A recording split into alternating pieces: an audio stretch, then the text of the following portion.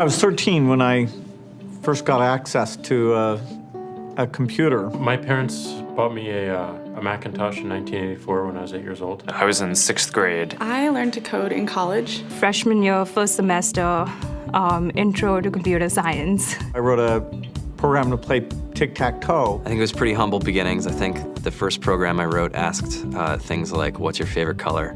Or how old are you? I first learned how to make a green circle and a red square appear on the screen. The first time I actually had something come up and say, hello world, and I made a computer do that. It was just astonishing. Learning how to program didn't start off as wanting to learn all of computer science or trying to master this discipline or anything like that. It just started off because I wanted to do this one simple thing. I wanted to make something that was fun for myself and my sisters. And I wrote this little program and then basically just added a little bit to it. And then when I needed to learn something new, I looked it up either in a book or on the internet and then added a little bit to it. It's really not unlike kind of playing an instrument or something, or playing a sport.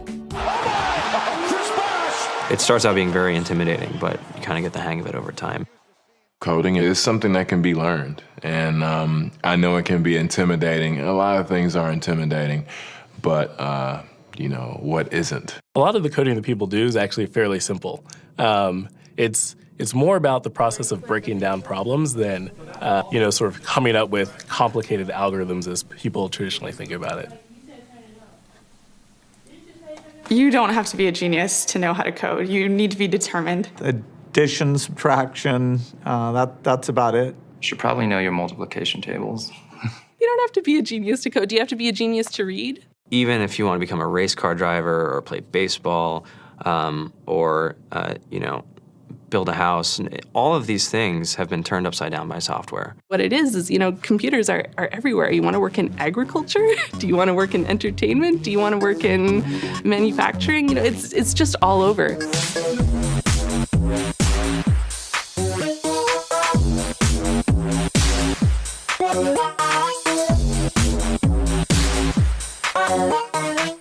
Here we are, 2013.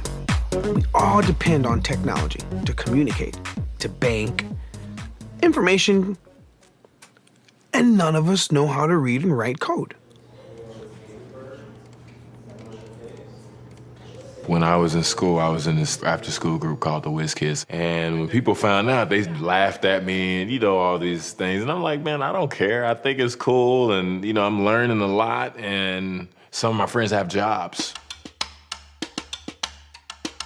Our policy is literally to hire as many talented engineers as we can find. The whole limit in the system is just that there just aren't enough people who are trained and have these skills today. To get the very best people, we try to make the office as awesome as possible.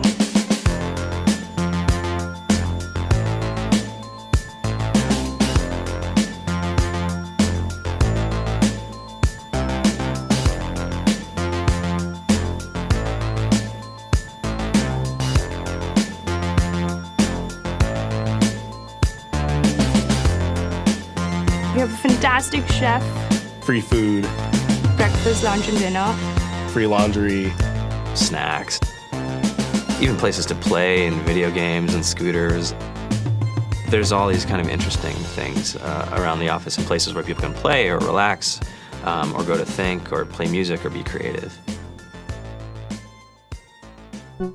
Whether you're trying to make a lot of money or whether you just want to change the world, computer programming is an incredibly empowering skill to learn. I think if someone had told me that software is really about humanity, that it's really about helping people by using computer technology, it would have changed my outlook a lot earlier. To be able to actually come up with an idea and then see it in your hands and then be able to press a button and have it be in millions of people's hands. I think we're the first generation in the world that's really ever had that kind of experience.